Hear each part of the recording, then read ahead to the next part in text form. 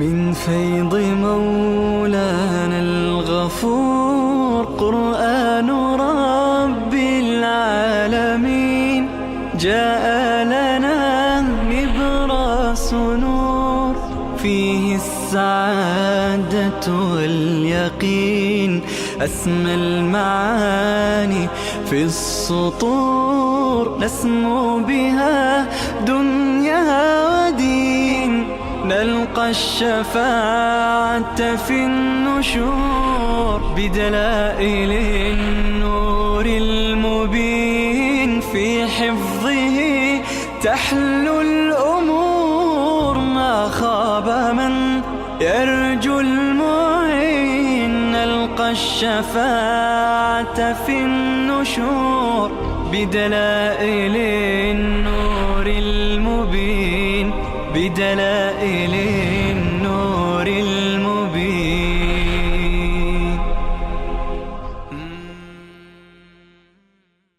بسم الله الرحمن الرحيم.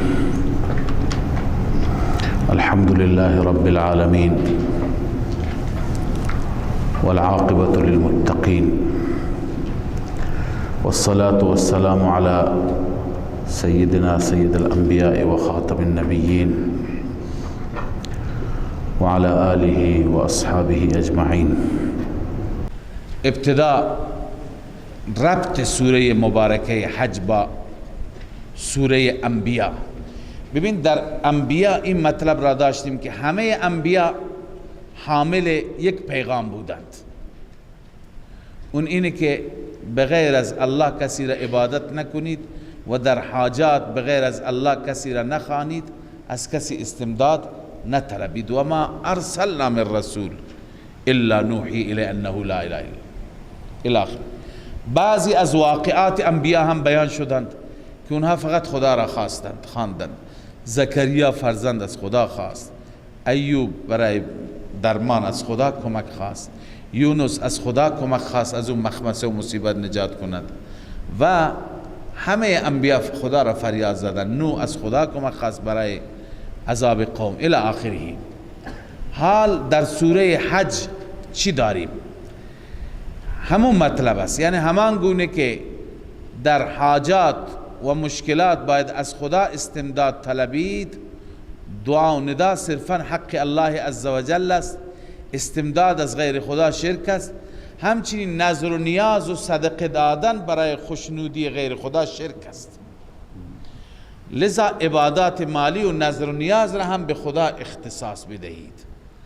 پس گویا در سوره انبیا بحث شرک اعتقادی بود، اینجا بحث شرک فعلی هست. البته نفی شرک فعلی و نفی شرک فی التصرف هر دو در این سوره می آید. اما همونطوری که سوره انبیا را آغاز کرد با اقترب للناس حسابهم، ذکر قیامت و تخویف، اینجا هم با تخویف شروع میشه. وقتی که در دل سامع خوف و ترس ایجاد بشه مطلب را بهتر میپذیرد و میگیرد. خلاصه این سوره دو بخش دارد. اول از اینجا تا نذقه من عذاب السعیر بحث نفی شرک فی التصرف است و بعد از اونجا تا آخر شرک فعلی رد شده از بخش دوم. الله می فرماید یا ایها الناس، ای مردم، اتقوا ربکم، بترسید از ربتان. چرا؟ علت ان زلزلة الساعة شیء عظیم، زلزله قیامت شیء عظیم هست. زلزله چون که همراه با زلزله شروع میشه، سور دمیده میشه، زلزله میشه، زمین می جنبد، همه از قبرها بیرون میاند. یا اینکه نه، زلزله کنایه هست از چی؟ از اینکه همه به تکان میاند، همه به وحشت میاند. ان زلزلة الساعة شیء عظیم به این معنی هست. بله، قال ابن عباس زلزلة الساعة قیامها فتكون معها، قیام ساعت را میگن. پس با خود قیامت میشه. حسن بصری گفته اشد الزلزال ما یکون مع قیام الساعه، بدترین زلزله اون است که همراه با قیام ساعت باشد. بله، اما این زلزله چه وقتی از قیامت واقع میشه؟ بعضی گفتم مراد از زلزله اون زلزله ای هست که به وقت طلوع شمس من المغرب خواهد بود. بعضی گفته این زلزله به وقت نفخه اولا میشه و بعضی گفته همین قیام ساعت که الان خواندیم. علی ای حال اقوال متعددی هستند. ان زلزله الساعه شیء عظیم یوم ترونها تذهل كل مرضعه عما ارضعت. بیان شدت زلزله، اون روز شیردهی نیست، ولی بالفرض اگر شیردهی باشد بچه شیرخوار خودش را فراموش میکند، از بس وحشت است. یوم ترونها تذهل كل مرضعه عما ارضعت، روزی که ببینی آن را فراموش میکند هر زن شیرده، عما ارضعت، آن بچه ای را که شیر داده، و تضع كل ذات حمل حملها، و وضع حمل میکند هر صاحب حمل حملش را، و ترى الناس سکارا، میبینی مردم را که در حالت نشگی هستند، و ما هم بسکارا، اونها در واقع نشا نیستند، ولكن عذاب الله شدید، اما عذاب الله شدید است، عذاب سخته که اون روز چنان میشه.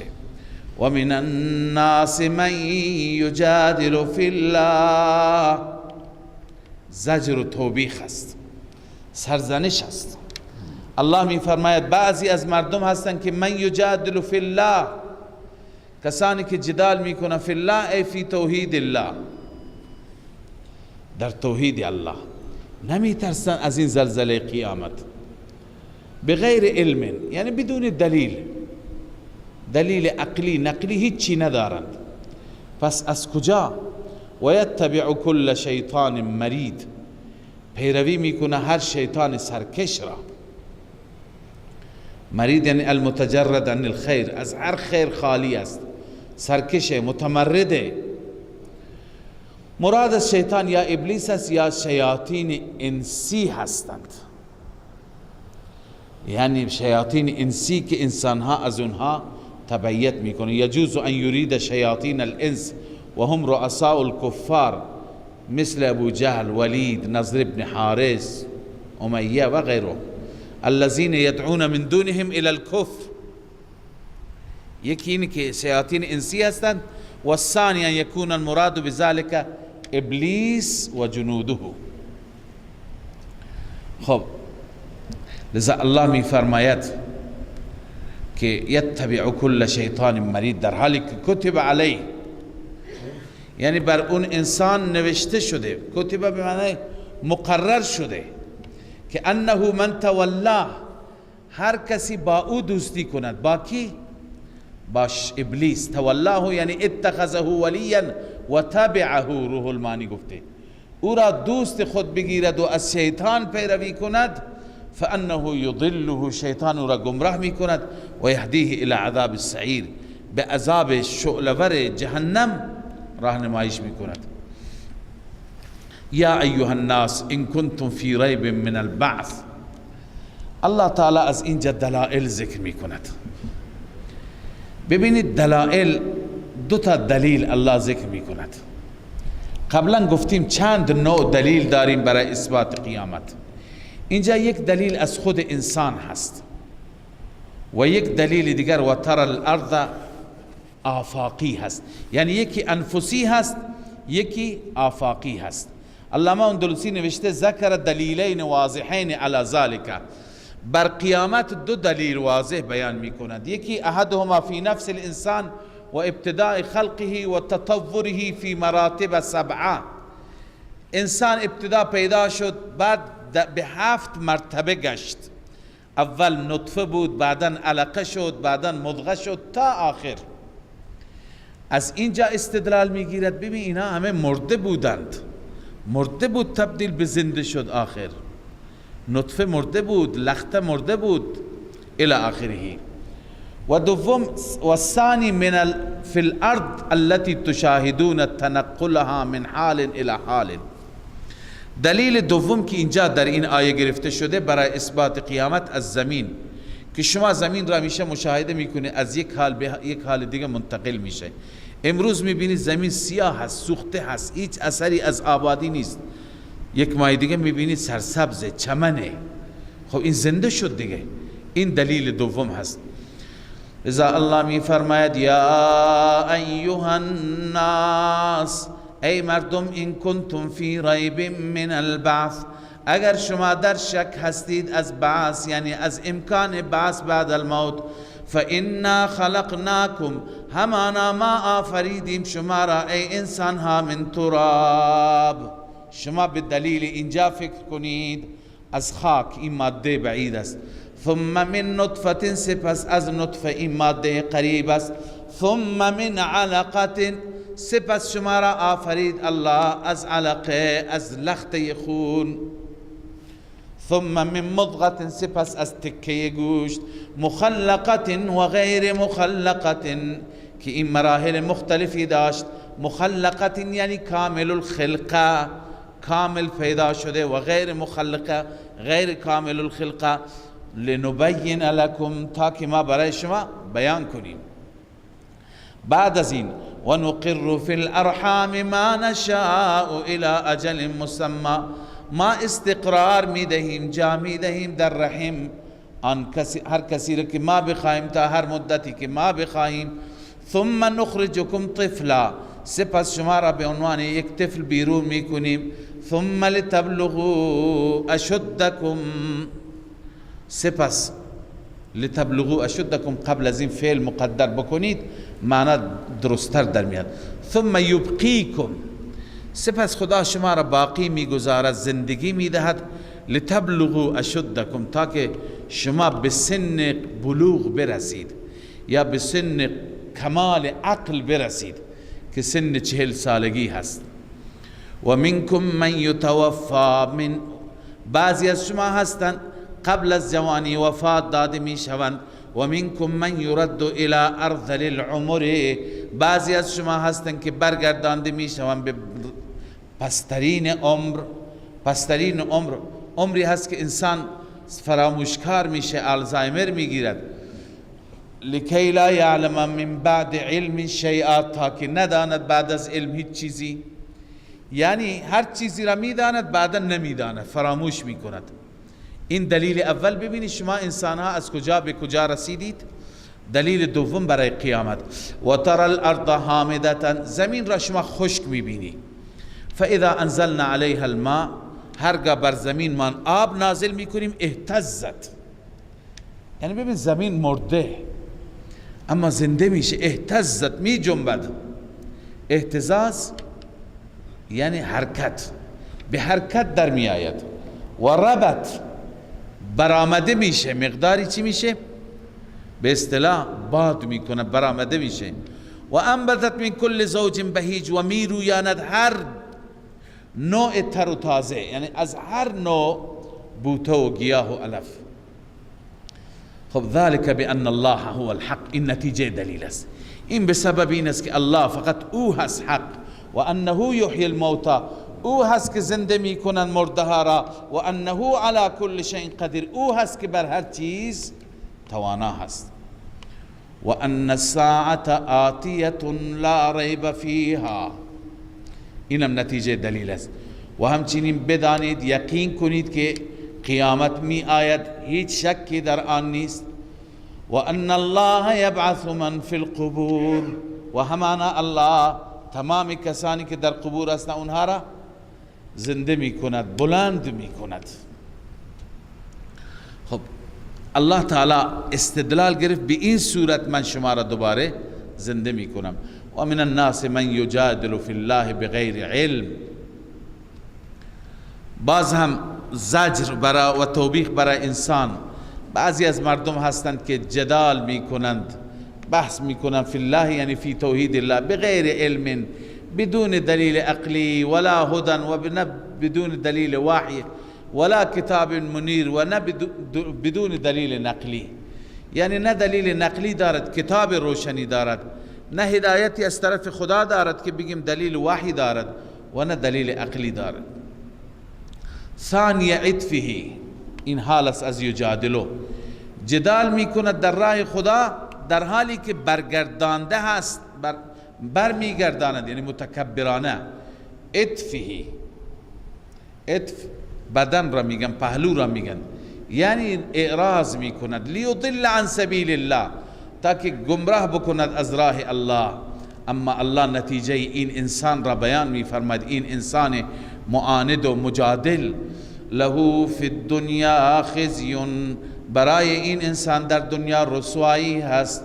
و نذیقه یوم القیامت، و میچشانیم اون را در روز قیامت عذاب الحریق، عذاب سوزان، عذابی که او را می سوزاند. چرا؟ ذالک بما قدمت یداک، اونجا به این انسان گفته میشه ای انسان این به دلیل این است که دستهایت انجام داده، یعنی خودت انجام دادی. و ان الله لیس بظلام للعبید، و بدانید که الله ظلم کننده نیست برای بندگان. ومن الناس من يعبد الله على حرف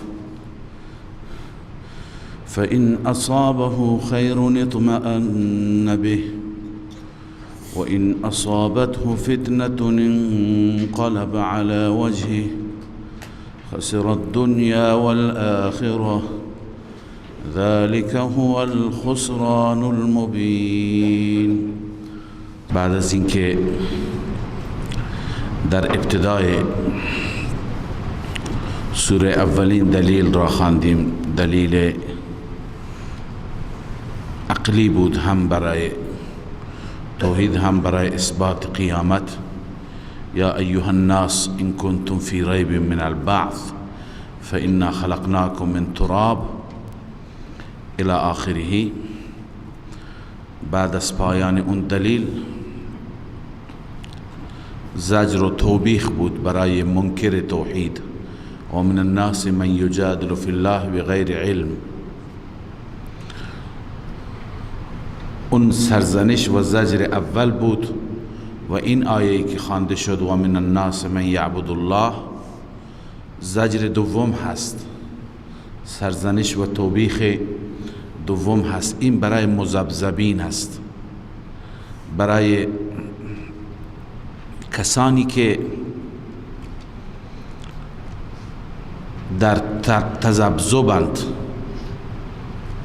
در ترددند، شک دارند. بعضی اوقات بعضی از منافعی که برایشون در اسلام هست، اون منافع را میبینند به طرف اسلام تمایل نشان میدهند. اما گاهی برایشون منافع وجود ندارد، ضرری چیزی وقتی که میبینند اون وقت اعراض میکنند، پشت میدهند. این افراد تردد دارند، تذبذب دارند. الله تعالی بر اینها توبیخ میکند، زجر بیان میفرماید. بعضی میگن درباره فردی یا افرادی بود، فردی بود که آمد وقتی که مسلمان شد، ابتدا بهش خداوند فرزندی داد و تجارتش هم خوب بود، خیلی خوشحال بود، این را از برکت اسلام میدانست. اما مشکلی که برایش پیش می آمد، آسیبی که بهش می رسید، لذا از این ناراحت بود و تردد بود که اینم به خاطر همین دین هست، به خاطر همین اسلام هست. بسیاری اوقات الان مشرکین درباره ایمان آوردن، اما مسلمانان درباره عمل کردن تردد گاهی دارن. گاهی افرادی هستند که به طرف نماز و دین و شریعت مراجعه می کنند، نفعی می بینند، خیری می بینند، این باعث تشویق میشه بیشتر عمل میکنند، اما اگر ضرری چیزی ببینند مایوس میشوند و ترک میکنند. این از جهالت است، این تردد، این تزلزل. الله میفرماید که و من الناس من یعبد الله علی حرف، بعضی از مردم هستند که الله را عبادت میکنه علی حرف، یعنی علی طرف من الدین، بر لبه هستند، بر کناره هستند. فإن اصابه خیر اطمأن به، اگر بهش خیری برسد، خیر دنیوی منظور است، منافع دنیوی، مطمئن میشه به ظاهر که میگه مسیر درسته، راه درستیه. اما و این اصابته فتنه انقلب علی وجهه، اما بهش اگر فتنه، امتحانی، آزمایشی بر میگردد علی وجهه، همون جهت اولی، جهت کفر، جهت شرک، خسر الدنیا والآخره، این انسان در خساره و زیان هست، زیان دنیوی و اخروی. نه در دنیا دستش به جای بند میشه، نه در آخرت. ذلك هو الخسران المبین، خسران واضح و خسران آشکار همینه که انسان هم از نظر دنیا آسیب ببیند، هم از نظر آخرت آسیب ببیند. انسان به هیچ جای دستش بند نشه. و دلیل خساره چی هست؟ باز هم توبیخ. دلیل خساره چی هست؟ یدعو من دون الله ما لا یضره و ما لا ینفعه، میخواند بغیر از الله اون خدایان و معبودانی که نه ضرری دارد برایش و نه نفعی دارد. ذلك هو الضلال البعید، این خواندن، ذالک تفسیر جلاله نوشته الدعاء، یعنی همین خواندن غیر الله خودش ضلال هست، گمراهی هست که البعید عن الحق، او را از حق دور می کند، از حق فاصلهش می دهد. یدعو لمن ضره اقرب من نفعه، می خواند، لام زائد است، من ضره، اون کسی را که ضررش نزدیکتر است از نفعش.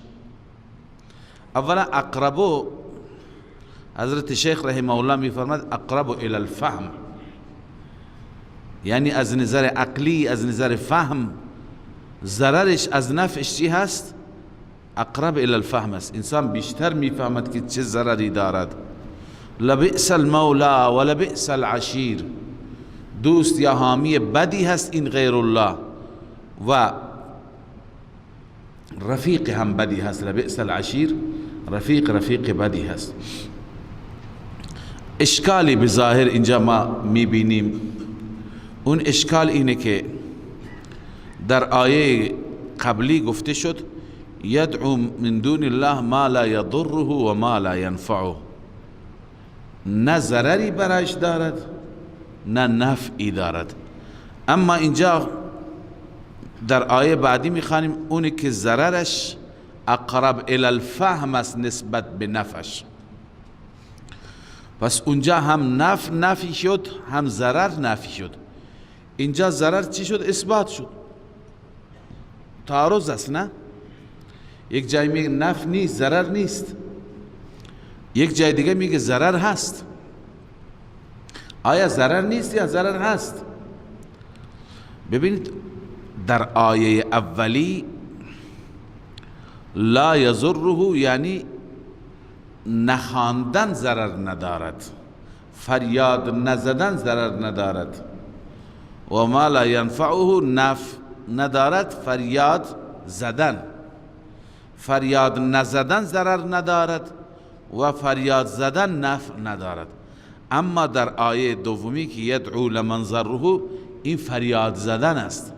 اگر از اونها بطلبد، از اونها استمداد بکند، ضرر دارد. پس اونجا که میگه ضرر ندارد، چی ضرر ندارد؟ ندا نکردن. یعنی اگر از اونها ندا نکنی ضرری برات نداره، به تو آسیبی نمیزند. اما اینجا میگیم اگر شما صدا کردید اگر فریاد زدید ضرر دارد، حتما ضرر دارد. پس یدعو لمن ضره اقرب من نفعه، ضررش از نفعش چی هست؟ اقرب الى الفهم است. پس این ضرر و اون عدم ضرر جهتشون فرق میکنه. اون عدم ضرر در صورت فریاد نزدن است، این ضرر در صورت چی هست؟ فریاد زدن است. خب این برای کسی که نداء غیر الله میکند. اما حال بشارت برای مؤمنان، کسی که ندا نمی کند فقط از الله استمداد می طلبد. الله می فرماید ان الله يدخل الذين آمنوا وعملوا الصالحات، بدون شک الله داخل می گرداند مؤمنین و کسانی که عمل صالح انجام دادن، جنات تجری من تحتها الانهار، در باغاتی که جاری است از زیر درختانش نهرها. ان الله يفعل ما يريد، همانا الله تعالی انجام میده اون چیزی که بخواهد. من کان یظن ان لن ینصره الله فی الدنیا والآخره، اینجا زجر و توبیخ است، زجر و توبیخ هست برای مشرکان که نسبت به حمایت الله از رسولش ناراحت بودند. الله می فرماید هر کسی گمان دارد که خدا او را هرگز نصرت نمی کند، لن ینصره الله. ببینید اینجا دو تفسیر هستند. تفسیر اول مال جمهور است که مرجع ضمیر هو به رسول الله برمیگرده. لن ینصره الله ای لن ینصر محمدا. کسی فکر می کند که او را هرگز خدا کمک نمی کند در دنیا و آخرت. در این صورت هم دو تا تفسیر است. در همین صورتی که مرجع ضمیر کی را قرار بدیم؟ رسول الله صلی الله علیه وسلم را. کسی که فکر می کند که لن ینصره الله، هرگز محمد را خدا یاری نمی کند در دنیا و آخرت، فکرش خامه، فکرش غلطه، بیجا فکر می کند. پس فلیمدد بسبب الى السماء، تفسیر اول. ریسمانی را بگیرند، منظور از سما سقف خانه هست، ریسمانی را بگیرد به سقف خانه ببندد. خب ثم لیقطع، سپس لیقطع یعنی خودش را بکشد، ای لیختنق، خودش را اعدام کند، خودش را به دار بزند. فلینظر هل یذهبن کیده ما یغیظ، یعنی خودکشی بکند، ببیند آیا این کید، این مکر غیظش را میبرد. ببینید مطلب چیه؟ مطلب اینه که هر کسی فکر میکند که خدا پیغمبرش را کمک نمی کند، غلط فکر کرده. خدا کمکش میکند. عصبانی هست، از عصبانیت بمیرد، اصلا خودش را اعدام کند، ریسمانی به سقف خانه ببندد، خودش را به دار بزند، یعنی از غیظ، از عصبانیت، چون خدا پیغمبرش را کمک میکند. الان این غیظ ببیند که آیا این کیدش، این تدبیرش، این نیرنگش، آیا غیظش را از بین برد؟ منظور اینه که قل موتوا بغیظکم، معنیش اینه. این تفسیر اول است در صورتی که لن ینصره الله. پس المعنى لیشد حبلا فی سقف بیته، تفسیر خازن گفته یک ریسمانی در سقف خانهش ببندد، فلیختنق به حتی یموت، به این خودش را خفه کند تا بمیرد. خازن تفسیر معالم همین مفهوم را با این تعبیر نوشته. کما یقال للحاسد، مثلا به حاسد، حسود گفته میشه ان لم ترضى، اگر راضی نیستی، فاختنق و مت غیظا، خودت را خفه کن، از غیظ بمیر. معالم پس بر اساس این ضمیر، مرجع ضمیر معناش این میشه که هر کسی فکر میکنه محمد را خدا کمک نمی کند، غلط فکر کرده. خدا او را کمک میکند. ناراحتی؟ خب خودت را اعدام بکن، خودت را بکش. ببین اعدام غیظت را کم میکند.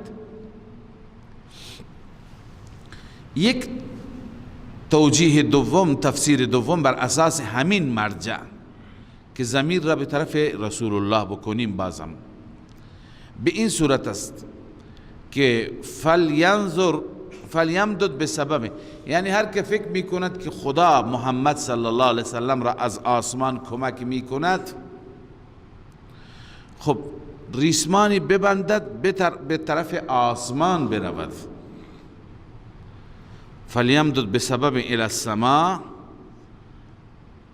ببند، طولانی کند، بکشد ریسمانی را به سوی آسمان، بعد بره به آسمان. ثم لیقطع، اونجا قطع کند. اونجا اول لیقطع به معنی لیقتنق بود، اینجا لیقطع قطع بکند. منظور چی را قطع بکند؟ کمک را، وحی الهی را، جلوش را بگیره، جلوی کمک را.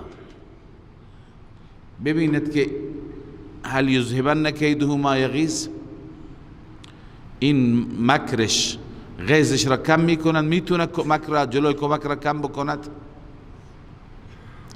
پس این تفسیر دوم هست که یعنی هر کسی از کمک الله ناگوار و ناراحت است، راه رفتن به آسمان را پیدا بکند و از کمک به محمد جلوگیری کند. تفسیر قرطبی نوشته فلیطلب حیلة یصل بها الی السماء، حیله پیدا کند به سوی آسمان بره.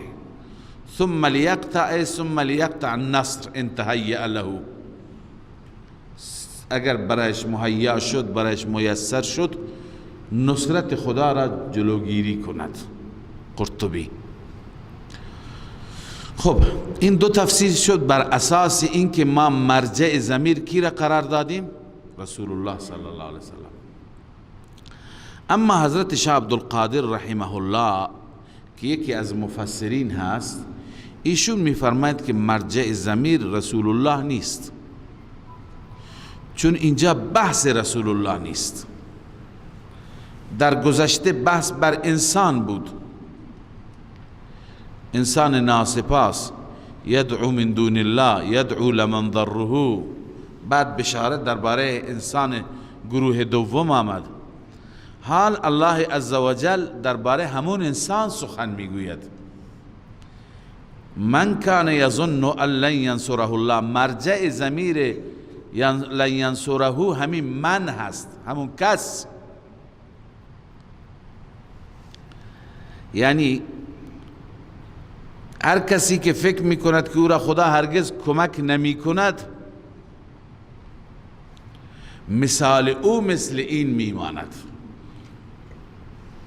ببینید چون که قبلا بحث رسول الله نبوده، قبل بحث این انسان هست.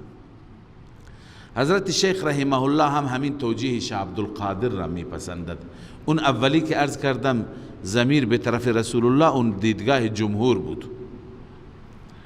شاه عبدالقادر میفرماید که کسی که فکر میکند که اون کس را خدا کمک نمی کند، یعنی کسی که تردد دارد، مثالش، چون بحث از همون ابتدا بحث متردد و کسی که تذبذب دارد بود، مثالش مثل این میماند که ریسمانی به طرف آسمان است.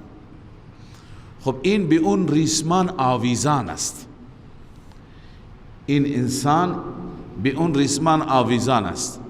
خب الان نه بالا میره نه پایین میاد، چون که تذبذب دارد، تردد دارد. اما احتمال بالا رفتنش هست که از بالا ریسمان کشیده بشه بره. بالا رفتن به مثابه ایمان است، به مثابه توحید هست، پذیرفتن توحید است. افتادن شرک، کفر. خب این انسان مثالش مثل اون کسی است که آویزان است، متردد، متذبذب. الان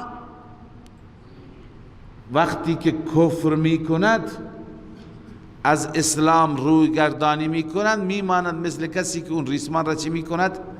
قطع میکند. پس اگر به طرف کفر میره بره ببیند که آیا این رفتن به کفر غیظش را کم میکند، عذاب را زود دفع میکند که نمیکند. اما اگر متذبذب هست همونطور بماند، امیدی هست که یک روز ریسمان کشیده بشه و این بره بالا، یعنی نجات پیدا بکند. منظور اینه که به طرف کفر کوچکترین تمایل نشان نده. عرض کردم چون بحث رسول الله ما قبل و ما بعد نیست، حضرت شیخ عبدالقادر این تفسیر را کرده و شیخ رحمه الله هم این را میپسندد. پس اینجور میشه من کان یظن، هر کسی فکر میکند که او را هرگز خدا کمک نمیکنه، یعنی همین کس را در دنیا و آخرت، فلیمدد بسبب، مثالش میمانه مثل اون کسی که میبندد ریسمانی به آسمان اما با توجه به تردد ثم لیقطع، قطعش میکند میافتد. آیا این افتادنش مشکلش را حل میکند؟ هرگز. وكذلك انزلناه آیات بینات، ترغیب به سوی قرآن است. کاف هم لبیان الکمال است، از کمال ماست که ما نازل کردیم این را آیات واضح. و ان الله یهدی من یرید، الله اراده میکنه، الله هدایت میفرماید اون کسی را که الله بخواهد. ان الذين آمنوا، تخویف اخروی است. این آیه قبلا خوانده شده که دار و مدار بر اسم نیست، دار و مدار بر نجات است. البته اونجا که شما خواندید دار و مدار بر صفات است، بر ایمان است. اینجا خدا تعالی میفرما خدا فیصله به حق میکند در روز قیامت. ان الذين آمنوا، بدون شک کسانی که ایمان آوردند، والذین هادوا، آنانی که یهودی شدند موسی را پذیرفتند، والصابئین، کسانی که صابئی هستند و خودشان را پیرو ابراهیم میدانند، والنصارى، کسانی که نصرانی‌اند خودشان را عیسایی میدانند، والمجوس، و همچنین مجوسی ها، کسانی که آتش پرست میکنند، آتش میپرستند، والذین اشرکوا، کسانی که شرک کردند، راه شرک را انتخاب کردند. همه اینها منتظر باشند که ان الله یفصل بینهم یوم القیامه، بدون شک الله فیصله میکند. عملا بنویس، الله داوری میکند، قضاوت میکند عملا بینشان در روز قیامت. ان الله علی کل شیء شهید، این علت ما قبل است، چون که الله بر هر چیز گواه است. الله فیصله میکند چون الله بر هر چیز گواه است، میداند چه کسی بر حق است چه کسی بر باطل. الم تر ان الله، بازم دلیل دوم، دلیل اول را شما اول خواندید یا ایها الناس، این دلیل دوم هست. دلیل دوم میگه همه چیز برای الله سجده میکند، اطاعت میکند، انقیاد دارد. اما سجده ها ببینید عزیزان، سجده ما به زمین افتادن است، اعضا و اشرف اعضا به خاک مالیدن است. اما سجده بقیه مخلوقات لازم نیست مثل ما باشد که بعضی ها اعتراض میکنن خورشید پس کی سجده میکند؟ خورشید را که ما میبینیم 24 ساعت در حال گشت هست، در حال انجام مأموریت است. خب شاید همین انجام مأموریتش خودش سجده ای هست، شاید همین گشتنش خودش ما کیفیت سجده را نمیدانیم. الم تر ان الله یسجد له، آیا میبینی یعنی خبر داری که برای الله سجده میکند، له من فی السماوات، من یعنی هر کس یا هر آنچه که در آسمان هاست، من را به معنی ما گفتن، تمام آنچه که در آسمان هاست، و من فی الارض، تمام آنچه که در زمین است. چرا من را به معنی ما کردن؟ چون که سجده کنندگان همه ذوی العقول نیستند.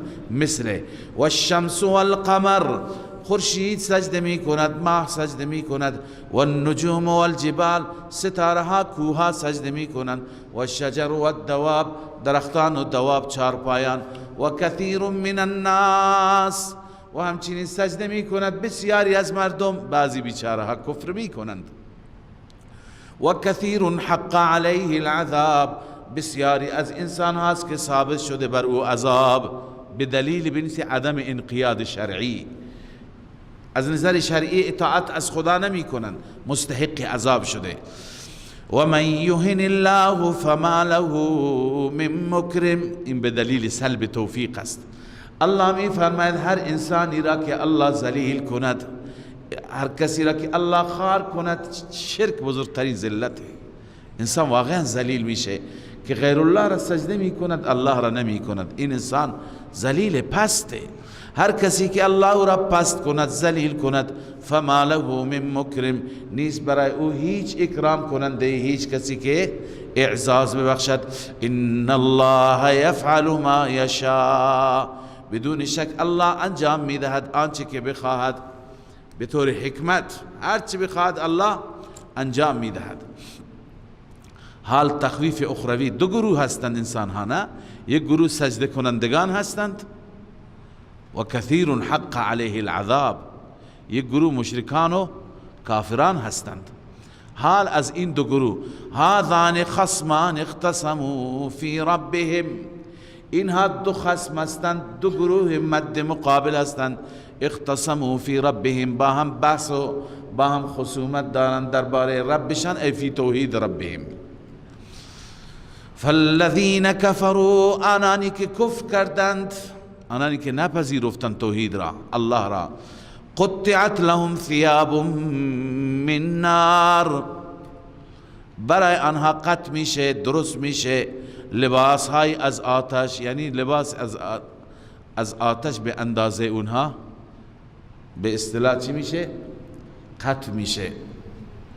اصطلاح خاصی خیاط ها دارد، برش میگن، نه این قطع شدن، برش میشه به اصطلاح برش، اندازه گیری میشه از آتش.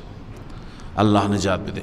یسهر من فوق رؤوسهم الحمیم، تنها عذاب آتش نیست، گوناگونه. مثلا یصب من فوق رؤوسهم الحمیم، از بالای سر ریخته میشه بر آنان آب جوش، به وسیله آب جوش هم بدنش له میشه. یصهر به ما فی بطونهم والجلود، به وسیله این آب جوش یصهر و گداخته میشه، ذوب میشه آنچه که در شکمشان هست، یعنی روده ها، اینا همه ذوب میشه، آب میشه. والجلود، و همچنین پوستش تمام از بین میره. اینها را الله به انواع عذابها عذاب میده. الله همه ما را حفاظت کنه. و وقتی که میخواهند بیان از جهنم بیرون، اونجا تاب نمیارند، فرار میکنه، بی اختیار میاد بیرون بره. اینجا داروغه جهنم ایستاده با گرز آهنین. ولهم مقامع، برای آنان یعنی به خاطر آنان هست، مقامع، گرزهای من حدید، از آهن، گرزهای آهنین در دست داروغه است. این تا که میخواد بیا بیرون به فرق سرش میخوره، میره قعر جهنم دوباره میفته. کلما ارادوا ان یخرجوا منها، آیا مگه کسی میتونه اراده بکنه؟ منظور از این ارادو بنویسه حرکت طبیعی، به صورت طبیعی انسان فرار میکنه. هرگاه اراده میکنند ان یخرجوا منها، اینکه خارج بشوند از آن آتش، من غم، از اون غصه‌ای که گلوگیرشون هست، از اون مصیبتی که دارن، اعیدوا فیها، برگردانده میشن، یعنی گرز به فرق سر میخورند و میافتند. و ذوقوا عذاب الحریق، به آنان گفته میشه که بچشید عذاب سوزان. یقال لهم ذوقوا عذاب الحریق. این چی بود؟ این فالذین کفروا بود، دو گروه بودن، نه هذان خصمان. این کفار بودند، اهل کفر، اهل شرک، کسانی که کفر کردند به توحید خدا. اما مؤمنین گروه اول چی؟ ان الله يدخل الذين آمنوا وعملوا الصالحات، بدون شک الله داخل می فرماید کسانی را که ایمان آوردند، اعتقاد درست، و عمل صالحات، عمل صالح، عمل درست، داخل میگرداند جنات تجری من تحتها الانهار، در باغاتی در جناتی که جاری است از زیر درختانش، از زیر قصرهایش نهرها. یحلون فیها من اساور من ذهب، این انسان ها پوشانده می شوند در آن بهشت من اساور من ذهب، دستبندهای و علنگوهایی که از طلا هستند. از طلا یعنی اکرام و اعزاز لباسشون. و لؤلؤا و همچنین مروارید. و لباسهم فیها حریر، لباسشان در آن بهشت حریر نازک است، ابریشم است. و هدوا الی الطیب من القول، اینها کسانی هستند که در دنیا به صورت قول طیب، که قول طیب و عقیده طیب. قول طیب کلمه توحید است، لا اله الا الله، و عقیده توحید است. و هدوا الی صراط الحمید، اینها راهنمایی میشوند بر صراط حمید یعنی اسلام، صراط پسندیده ستوده شده که الله او را تعریف کرده، این صراط را، دین را که دین توحیدی و دین اسلام است. ان الذين كفروا ويصدون عن سبيل الله، باز در مقابل اینها تخویف برای اهل ضلال و اهل اضلال. بدون شک آنانی که کفر کردند این ضلال است. و یصدون عن سبیل الله، این اضلال است. دیگران را باز داشتند از راه الله. و المسجد الحرام، آنانی که باز داشتند از مسجد حرام. الذي جعلناه للناس، آن مسجد حرامی که ما قرار دادیم آن را برای مردم، که مردم در اون مسجد حرام نماز بخوانند. سواء العاکف فیه والباد، برابر است العاکف، عاکف یعنی مقیم در آن، والباد یعنی مسافر. هر کسی را جلوگیری کرد، چه کسی که اونجایی هست، چه کسی که از بیرون می آید. و من یرید، جلوگیری می کنه، اراده چی دارد؟ و من یرید فیه بالحاد بظلم، هر کسی که آنجا اراده بکند، اراده الحاد یعنی انحراف از حق، انحراف از مسیر توحید، بظلم یعنی به شرک، انحراف و راه شرک را بگیرد. نذقه من عذاب علیم، نتیجه ما می چشانیم او را از عذاب دردناک. و اذ بوأنا لابراهیم مکان البیت، این دلیل نقلی تفصیلی هست از سیدنا ابراهیم علیه السلام.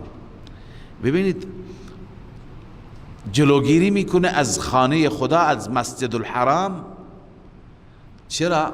به خاطر اینکه این کس اهل توحید است، با خدا از خدا را عبادت میکنه. الله دلیل نقلی از ابراهیم میاره که اصل بنای این مسجد، بنای این بیت به خاطر توحید بوده، به خاطر یکتاپرستی بوده. الان شما جلو یکتاپرستان را میگیرید از نماز. و اذ بوأنا لابراهیم مکان البیت، وقتی که ما جای دادیم برای ابراهیم، یعنی مهیا کردیم، آماده کردیم مکان بیت را. الا تشرک، این ان مفسره هست، جای دادیم به این منظور که الا تشرک بی شیئا، شریک نگیر به من هیچ چیزی را، هیچ کسی را شریک خدا نگیر. و طهر بیتی للطائفین، و پاک بکن خانه من را از شرک.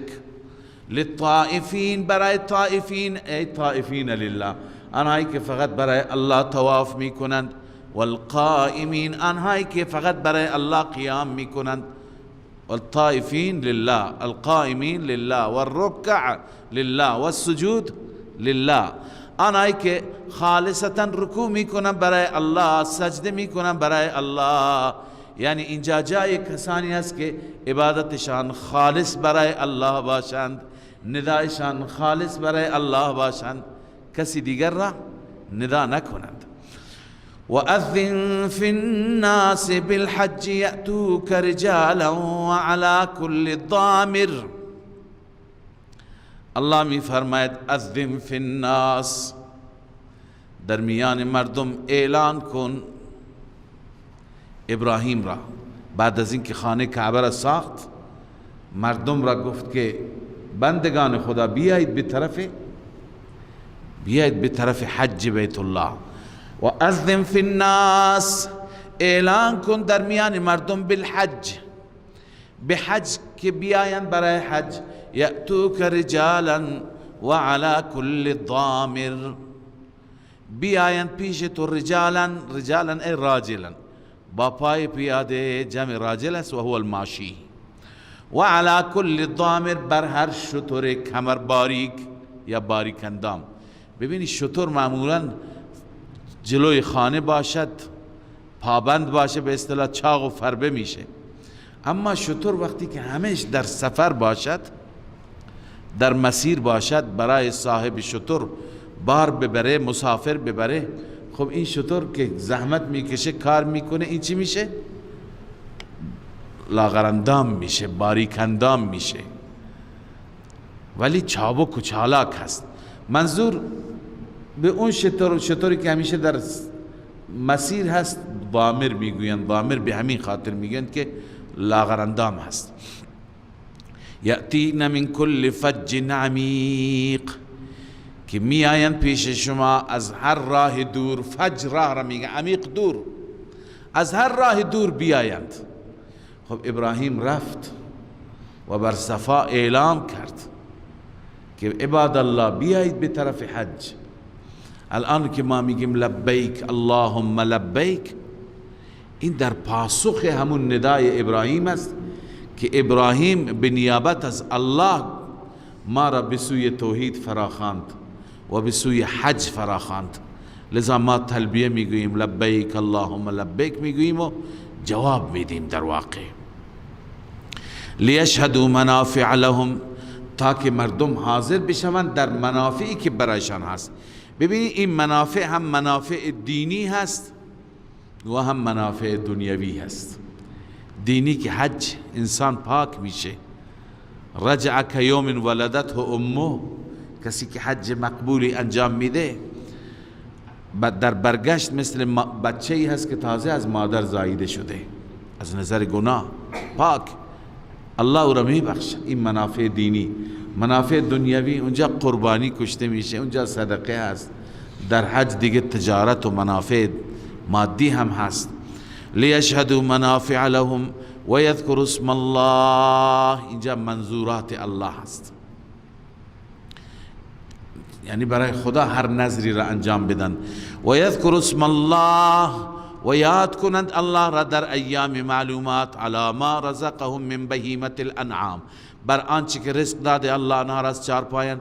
یعنی در ایام معلومات 3 روز منا هست، در این 3 روز منا الله را یاد میکنند و گوسفندان خودشون را میکشند، قربانی ها را میکشند. هدیه که برای خدا آورده جز منظورات الله دیگه میشه. نذر کردی برای خدا، وقتی که خدا را یاد کردی، کشتی او را، فکلوا منها، بخورید از آن، این حلال و طیبه. و اطعموا البائس الفقیر، بخورانید البائس، اون تنگ دست را، و فقیر محتاج را. کسی که تنگ دست و محتاج است او را بخوران، خودت هم بخور، اون هم بده. ثم لیقضوا تفثهم، سپس انجام بدهند تفثشان را. تفث اینجا به معنای تمام اعمال حج است، تمام مناسک است، از وقوف گرفته تا حلق و تا عرض کنم که رمی جمار و تا طواف زیارت و غیره. التفث المنسک كله، آلوسی رحمه الله می فرماید المنسک كله، همه مناسک حج مراد است، من الوقوف بعرفه والسعی بین الصفا والمروه و رمی الجمار الى آخره، اینها تفث هستند. پس این افراد بقیه مناسک را انجام بدهند. ولیوفوا نذورهم، به نذرهایشان وفا بکنند.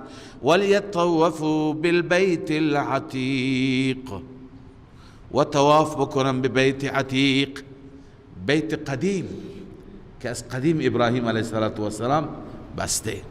ذلك ومن يعظم حرمات الله، ذلك ای اتبع ذلك، این را پیروی کن، از این تبعیت کن. یا اینکه ذالک مبتدا از خبرش مقدره، ذالک امر الله، این دستور خداست، بجا بیار. و من یعظم حرمات الله، خب این منظورات الله ما خواندیم که در این سوره شرک، نفی شرک فعلی هم هست نه؟ الان اول منظورات الله بود، اینجا تحریمات الله، اونی که خدا حرام قرار داده، حرمت خدا را حرمت بدان، حرام خدا را حرام بدان. و من یعظم حرمات الله، هر کسی تعظیم کند حرمات الهی را، بنویسه اعتقادا و عملا، هم اعتقاد به حرمت اونها داشته باشد، هم عمل بکند. فهو خیر له عند ربه، این بهتر است برایش، یعنی موجب ثواب میشه نزد رب. و احلت لكم الانعام الا ما یتلی علیکم، این تحریمات غیر الله است، تحریمات غیر الله، اونی که غیر الله حرام میکنه حرام ندان، حلال برایت. و حلال شده برای شما چارپایان، الا ما یتلی علیکم، مگر آنچه که تلاوت میشه بر شما.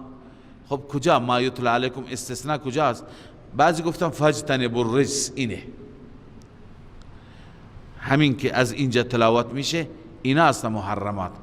بعضی گفتن اون حرمت علیکم المیتة والدم ولحم الخنزیر که بعدا در سوره مائده آمد، اون محرمات هستند. علی ای حال الله می فرماید و احلت لكم الانعام الا ما یتلی علیکم، چارپایان برای شما حلال هستند، یعنی شما از خود حرام نکنید. یکی را نام گذاشته بهیره، یکی را صائبه، یکی را برای پشمش را برای به خاطر معبود حرام کردی، یکی را شیرش را و سواریش را، یکی را گوشتش را. نه، حرمات.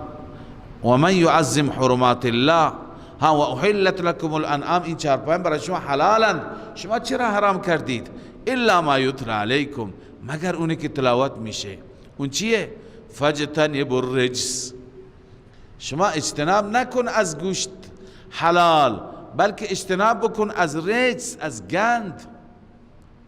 الرجس الذي هو عبادة الاوثان، من الاوثان، من بیانیه است. گند یعنی عبادت بتها، و اون چی که برای بتها نظر میکنی از اون اجتناب کن. واجتنبوا قول الزور، اجتناب کنید از قول دروغ. قول الزور ای کلمت الشرک، ابن عباس گفته ندای غیر الله. و همین که حیوان را حضرت شیخ رحمه الله می فرماید که احل لغیر الله، اینه که چه حیوانی باشد چه غیر حیوان، خوراکی باشد، از همون ابتدا که اون را نامزد کردیم، یعنی گفتیم این برای خوشنودی و تقرب فلان، نامزدی همینه، نام بر او غیر خوشنودی غیر خدا را گفتیم، از همون جا چی شد؟ نظر لغیر الله شد. ما احل لغیر الله همین است. اینجا هم الله همین می فرماید. از اینجا اون دیدگاه شیخ هم تقویت میشه که کلمت الزور هست، این قول الزور هست، یعنی همین که به نام غیر خدا کردی شد شرک. بله، حنفاء لله، در حالی که یک سو باشید برای خدا، از شرک، از کفر، از ادیان باطل، غیر مشرکین به، شریک کننده به خدا نباشید. و من یشرک بالله، الله برای شرک مثالی بیان میکند. و من یشرک بالله بنویسید، چه قولی چه فعلی. شرک چه قولی باشد چه فعلی. این کسی که شریک میگرد به الله، فکأنما خر من السماء، گویا این انسان از آسمان میافتد. ببین از همه مصیبت ها در دنیا بیشتر اینه که انسان از آسمان بیفته. کسی اینجا تیری بخورد آسانتره، اینجا اعدام بشه آسان تره، اما ببرن از بالاترین نقطه از تو هواپیما پرتش بکنند. لذا الله می فرماید فکأنما خر من السماء، این انسان می ماند مثل کسی که گویا افتاد از آسمان، هنوز هواپیما نزدیکه. فکأنما خر من السماء، گویا از آسمان افتاد. فتخطفه الطیر، ربودند او را پرندگان شکاری تو فضا هست، نه شاهین هست، عقاب هست. این وقتی که از اونجا بیفته دیگه تکه تکه میشه. این را تو این مسیر چیکار بکنند؟ برباین، هر یکی یک بخشی از گوشتش را و تکه از گوشتش را ببرد و فرو ببرد. او تهوی به الریح فی مکان سحیق، یا بیندازد او را باد در مکان دوری. سحیق یعنی بعید. این مثال مشرک است، کسی که به خدا شرک بکند. ببینید این تشبیه مرکب است. تشبیه مرکب شما خواندید، یعنی تمثیل، که یک مجموعه از معانی و مفاهیم را تشبیه بدن به یک مجموعه از معانی و مفاهیم دیگر. اینجا الان حال مشرک تشبیه داده شده به کسی که از آسمان بیفتد، پرنده های شکاری گوشت هایش را تکه تکه کنند. کل لازم نیست مراد از اون بخش از تشبیه چیه، مراد از اون بخش از تشبیه چیه، مراد از پرنده چیه، مراد از باد چیه. پرنده ها گوشت هایش را تکه تکه کنند و بخورند و باقی مانده ای که مانده باد ببره دور بیاندازه او را، یا اینکه باد او را بیاندازه اصلا پرنده نصیبش نشه. این تشبیه مرکب شد، یعنی مجموعه به مجموعه تشبیه داده شد. ببینید که چی فرموده امام نصفی در تفسیر مدارک: من اشرک بالله فقد اهلک نفسه اهلاکا، هر کسی که به خدا شریک بگیرد خودش را هلاک کرده، چنان هلاکتی که لیس بعده هلاک، بعد از اون هیچ هلاکتی دیگه نیست. از همه هلاکت ها، از همه مصیبت ها، این مصیبت بزرگتر الله نجات بده، شرک. بله، بأن صور حاله بصورت، الله تعالی اینجا به تصویر کشیده حال این انسان را به صورت حال من خر من السماء، حال اون انسانی که از آسمان میفته. فتخطفه الطیر، پرندگان او را می ربایند. فتفرق قطعها فی حواصلها، تکه های این انسان تکه تکه میشه در حواصل و در عرض کنم که به اصطلاح معده چی؟ پرندگان یک تکه هایش در معده یک پرنده، یک در تکه یک پرنده، حوصله میگویند یا حاصله همون سنگدان را به اصطلاح مال پرنده. و عصفت به الریح، و بعد هم به او میوزد حتی حوت به فی بعض المهالک البعیده، حتی که او را می اندازد در بعضی از هلاکت های دور دور. این مثال هست.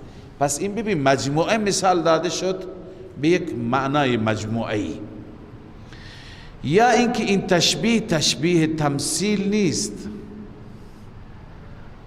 تشبیه عرض کنم که مفرد است، تفصیلی هست. تو اینجا تشبیه داده شده ایمان و توحید به آسمان. همونطور که آسمان بلند هست، ایمان و توحید هم چی هست؟ بلند هست. و شرک کردن تشبیه داده شده به افتادن از آسمان، یعنی از ایمان و توحید فاصله گرفتن. از اون که انسان جدا شد از توحید، از ایمان، دیگه از آسمان میفته، چون تشبیه خود ایمان به چی شد؟ به آسمان. و افکار باطله انسان و هوای نفس انسان به پرندگان شکاری تشبیه داده شده. و شیطان به باد تشبیه داده شده. یعنی وقتی که انسان از ایمان از توحید فاصله گرفت، خودش را قطع کرد، برید، بعدا آماج حملات چی میشه؟ هم شیطان میشه، او تهوی به الریح، هم هوای نفس و خواهشات نفسانی این انسان را تکه پاره میکند، این انسان را بدبخت میکند. پس تشبیه فرد به فرد است.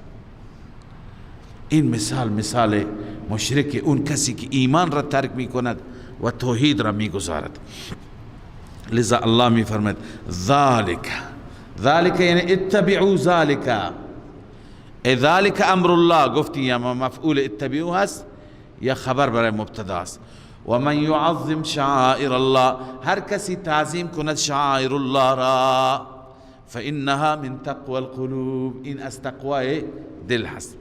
شعائر الله همین هدایایی هست، شترهایی که برای قربانی آورده میشه. و همچنین حج، صفا، مروه، اینا شعائر الله هستند. لکم فیها منافع، برای شما در آن منافع است تا مدتی. ثم محلها الى البیت العتیق، یعنی سوار بشید، سپس محلش یعنی رساندن اونها، اون شعائر الله، به بیت عتیق، منظور به حرم، به منی، تا اونجا برای خدا قربانی میشه. صدق الله العظیم. من فيض مولانا الغفور قرآن رب العالمين، جاء لنا نبراس نور فيه السعادة واليقين، أسمى المعاني في السطور، نسمو بها دنيا ودين، نلقى الشفاعة في النشور بدلائل النور المبين، في حفظه تحلو الأمور، ما خاب من يرجو المعين، نلقى الشفاعة في النشور بدلائل النور المبين، بدلائل